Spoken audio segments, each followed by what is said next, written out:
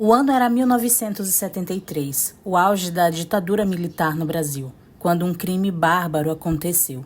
Um crime envolvendo o sequestro, tortura e o assassinato brutal de uma menina de apenas 8 anos de idade.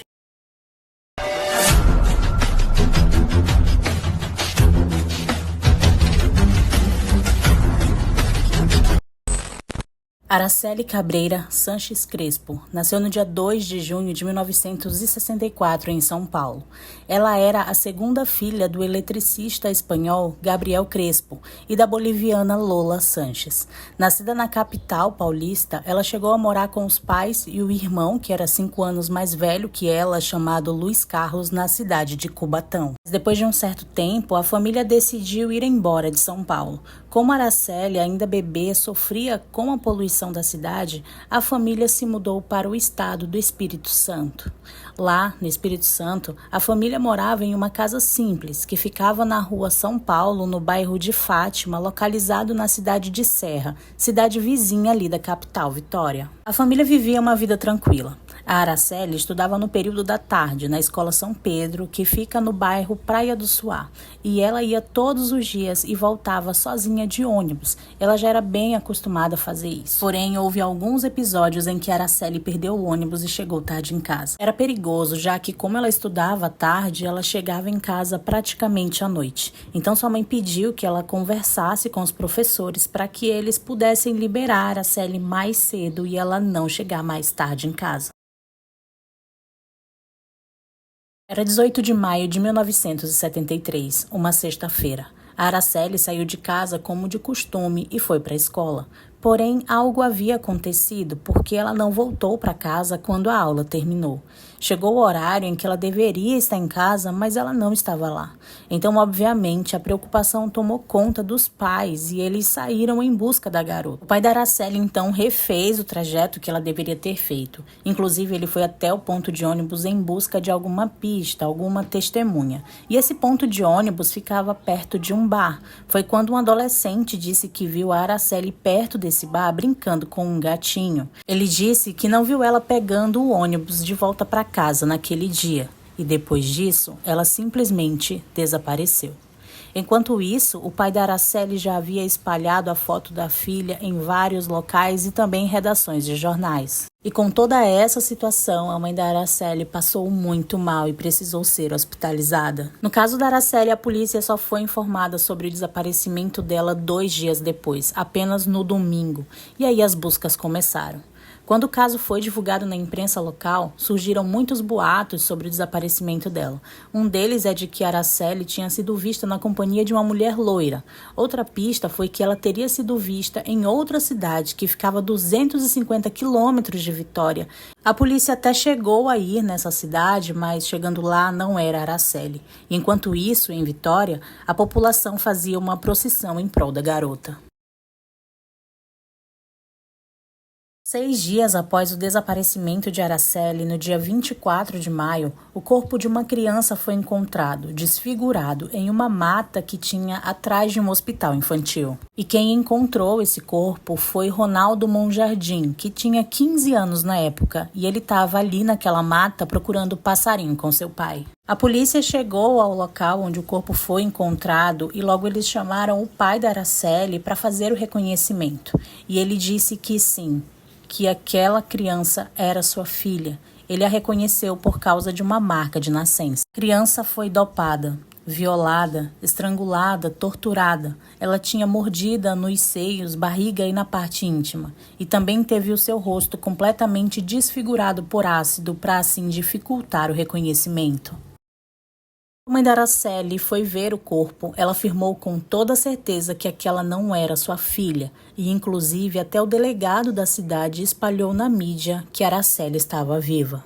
Até então, a família da Araceli passou a realmente acreditar que aquele corpo não era dela e de que ela estava viva em algum lugar. E em meio a tantos boatos, em 15 de junho, um suposto sequestrador entrou em contato telefônico com a família, exigindo 50 mil cruzeiros para libertar Araceli. A família então aceitou pagar o resgate e ficou aguardando uma segunda ligação para acertar o local da entrega do dinheiro. Porém, o suposto sequestrador desapareceu.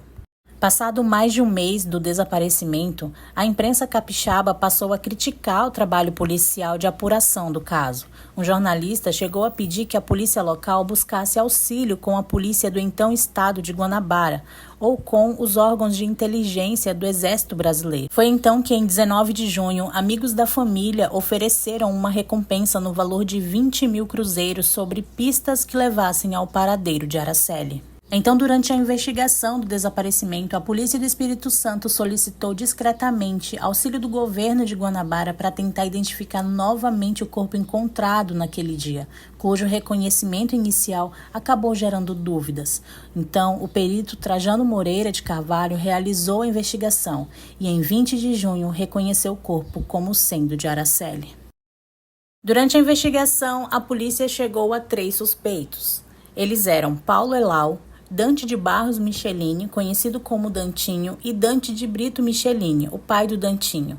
E a mãe da Araceli, a Lola, também acabou se tornando uma pessoa de interesse para a polícia. Porque, segundo a investigação, ela era envolvida diretamente com o tráfico. E há boatos de que no dia que ela pediu para Araceli sair mais cedo da escola, foi porque ela pediu que a menina levasse um envelope com drogas para o Jorge Michelin, o tio do Dantinho. E chegando lá, eles teriam visto a garota, teriam dopado ela, violado e assassinado. Foi comprovado pela perícia que a Araceli ficou 2 dias em cárcere sendo violada e torturada.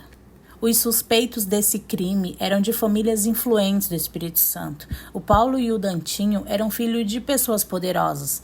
Eles eram conhecidos na cidade como usuários de drogas que violentavam garotas menores de idade. E o pai do Dantinho, o Dante de Brito, sabia de tudo e era conivente com essas coisas. Já sobre a Lola, a mãe da garota, não se tem informações sobre a investigação dela, mas acreditam que ela possivelmente usou a filha de mula para levar essa droga, e o que é mencionado também é que ela, a Lola, era uma porta de entrada de drogas da Bolívia para o Brasil. Bom, a Lola se separou do pai da Araceli logo que tudo isso aconteceu. Ela desapareceu de Vitória em 1981. Ela voltou a morar no seu país de origem. Já o pai da Araceli, o Gabriel Crespo, acabou falecendo em 2004. A partir das acusações, as famílias Elau e Michelini contrataram 12 dos melhores advogados de Vitória para destituir as provas do crime. Em 1980, Dantinho e Paulinho foram condenados pelo juiz Hilton Cille a 18 anos de prisão e 5 anos de reclusão ao Dante pai. Entretanto, a sentença foi anulada. Num novo julgamento, em 1991, eles foram absolvidos e tornaram-se senhores acima de qualquer suspeita.